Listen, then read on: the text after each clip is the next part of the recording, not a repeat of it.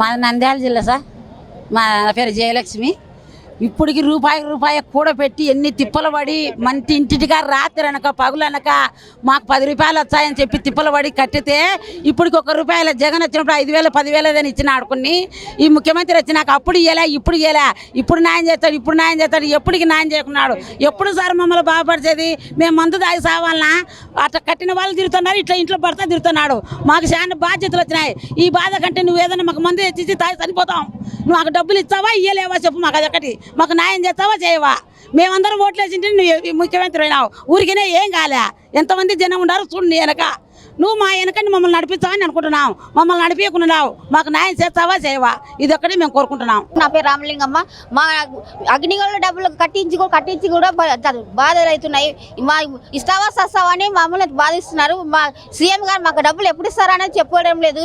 Government కూడా ఏమి చెప్పడం లేదు. మాకు ఈ డబ్బులు ఇవ్వాలని మేము కోరుతున్నాము. నమస్కారం సార్.